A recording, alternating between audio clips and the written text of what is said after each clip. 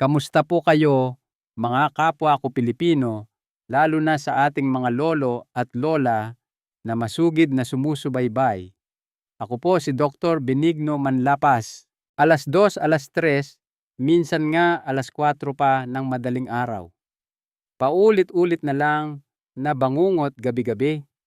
Magigising ka, pipiliting bumangon para pumunta sa banyo at pagbalik mo sa kama, gising na ang diwa mo.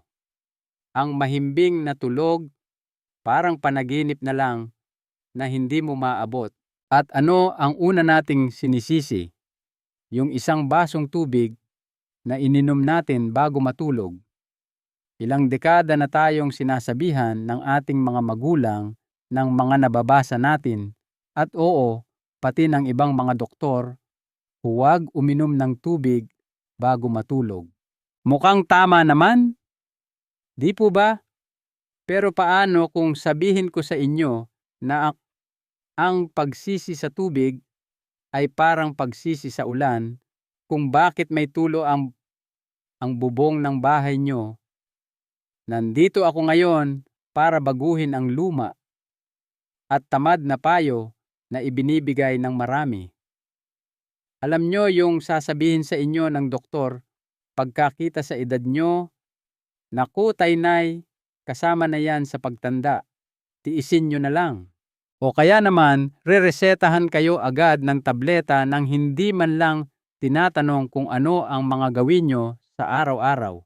Hindi po tama yan.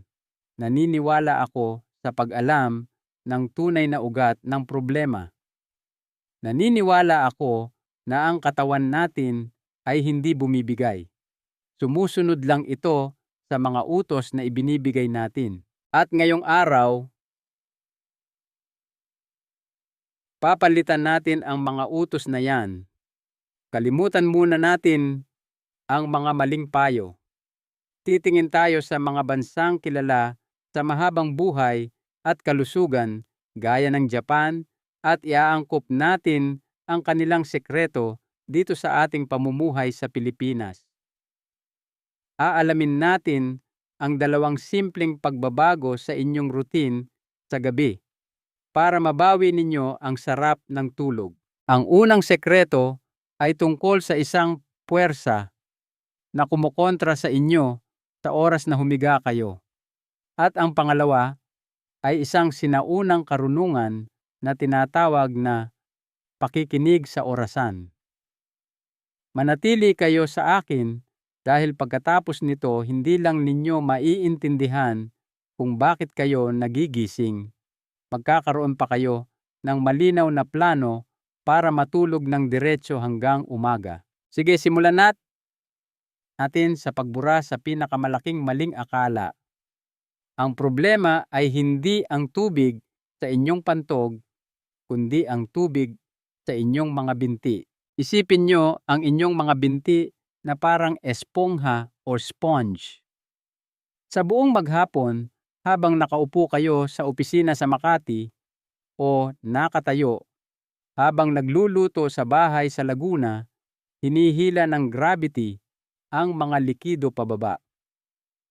Ang likidong ito na tinatawag nating manas o edema ay naiipon sa inyong mga paa, bukong-bukong at binti. Minsan hindi nyo napapansin na namamaga pero nandyan yan. Sa oras na humiga kayo sa kama, nagbabago ang lahat. Wala na ang gravity na humihila sa tubig pababa. Kaya saan ito pupunta? Babalik ito sa inyong daluyan ng dugo. Dadalhin ng inyong sirkulasyon ang sobrang tubig na ito diretso sa inyong mga bato o kidneys. Dahil napakagaling mag-filter ng inyong kidneys, sasabihin nito, o isang daming sobrang tubig dito At magsisimula itong gumawa ng ihi at gagawin niya ito eksakto sa oras na gusto niyong matulog ng mahimbing. Kaya kahit hindi kayo uminom ng tubig ng ilang oras gagawa pa rin ng paraan ang katawan nyo na makabuo ng ihi.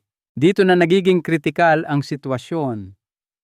Ang posisyon nyo sa pagtulog ay pwedeng magpalala nito o makatulong ng malaki. Unahin natin ang unang pinakamaling posisyon, ang pagtihaya or sleeping on your back. Alam ko ito ang nire-rekomenda para sa likod, pero para sa pantog nyo disgrasya ito. Kapag nakatihaya kayo, ang bigat ng inyong tiyan at mga organs ay nakadagan mismo sa inyong pantog.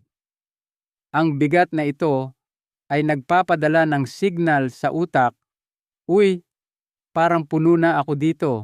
False alarm lang ito, pero sapat na para gisingin kayo. Mas malala pa para sa milyon-milyong Pilipino, lalo na sa mga kalalakihan. Ang pagtihaya ay nagiging sanhi ng pag-atras ng dila at lalamunan na nagpapakipot sa daanan ng hangin.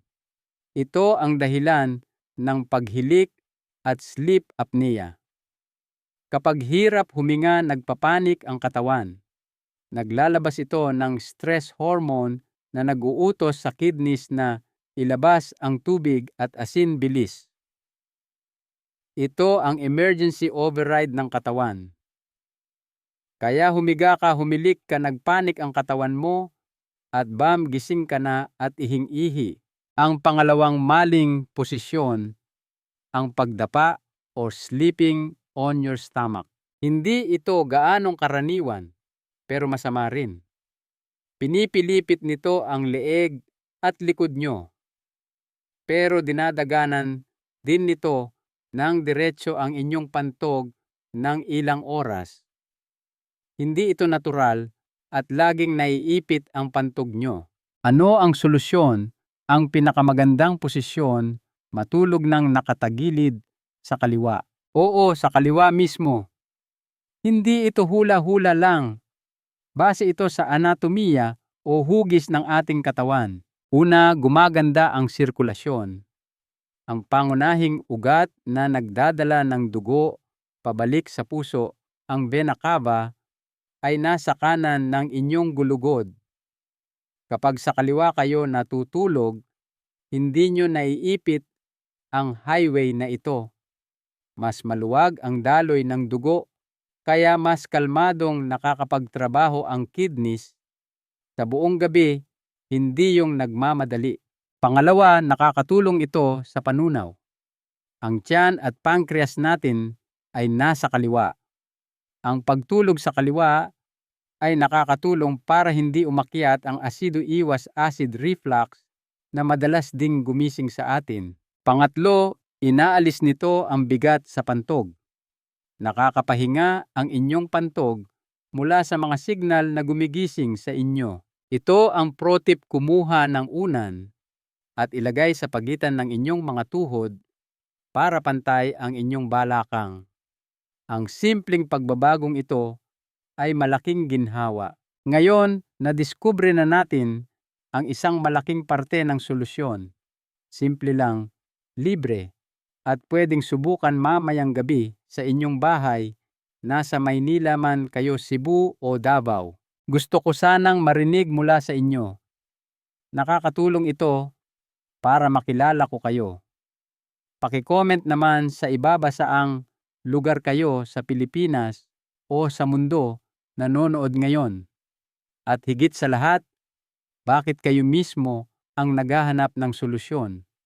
Hindi ba pinansin ng doktor nyo ang reklamo nyo? O katulad ko rin kayo na naniniwalang dapat nating intindihin ang sarili nating katawan para maging malusog? Nakakagana pong basahin ang inyong mga kwento. Salamat po ng marami. Ngayong naayos na natin ang posisyon ng katawan, ayusin naman natin ang ating routine bago matulog. Ito ang tinatawag nating nightly shutdown protocol. Sa Okinawa, Japan, kung saan maraming tao ang umaabot ng 100 taon, meron silang kasabihan na ipinapasa sa mga anak nila: makinig sa orasan.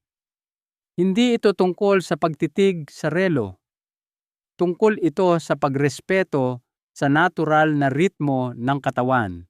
Nagbibigay ang orasan ng 3 utos bago matulog. Ang unang utos, 30 oras bago matulog, sarado na ang kusina. 3 oras bago ang oras ng inyong tulog, dapat sarado na ang kusina. Huwag nang makipagtalo sa orasan. Ibig sabihin, wala ng kanin, wala ng ulam, wala ng midnight snack, wala ng dessert. Kapag kumain kayo ng late, pinapuwersa nyo ang tiyan nyo na magtrabaho imbes na magpahinga. Pero apektado rin ang kidneys.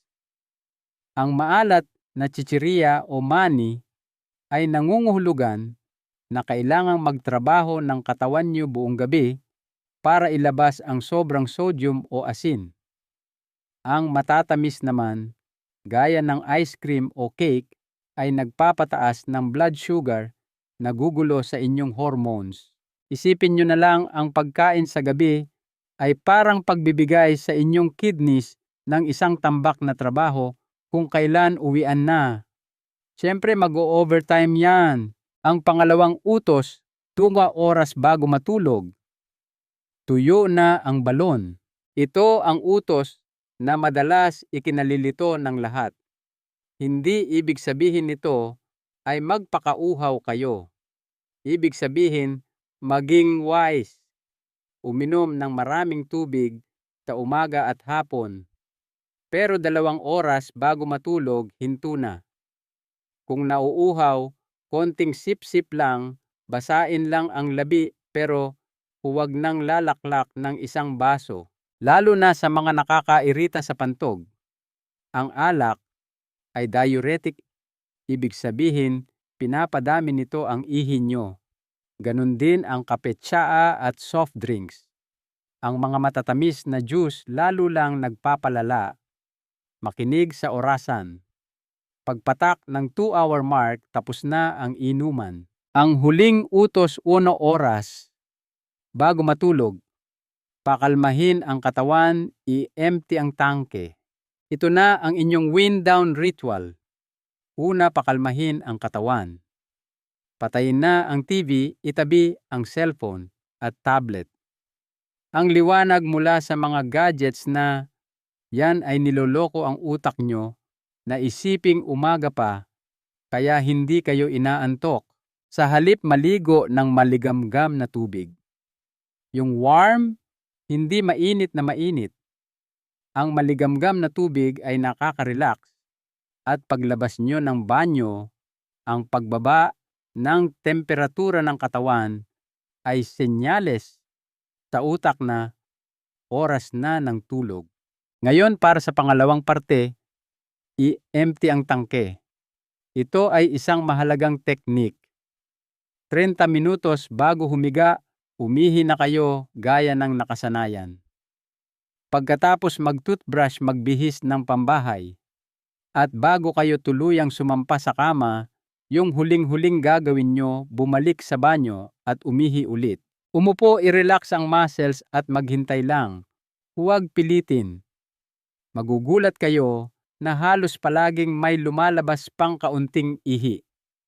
Ito yung ihi na naiwan sana sa pantog nyo na dadami habang natutulog kayo at gigising sa inyo ng 3:00 ng madaling araw.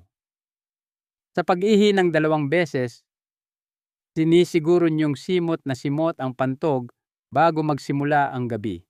Kaya buuin na natin ang plano mga ka-senior. Hindi na natin sinisisi ang tubig.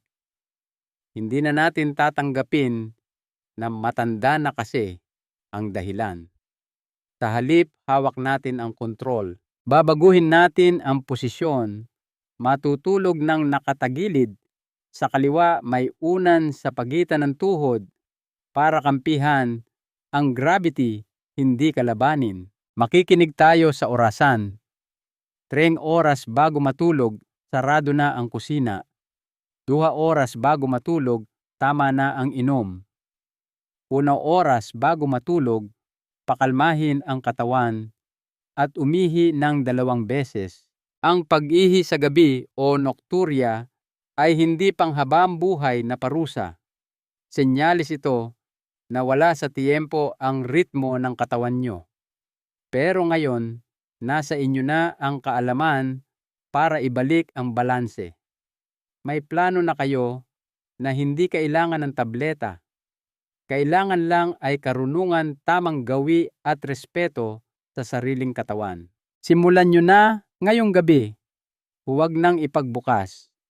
Ang karapatan nyo sa mahimbing at masarap na tulog ay hindi luho.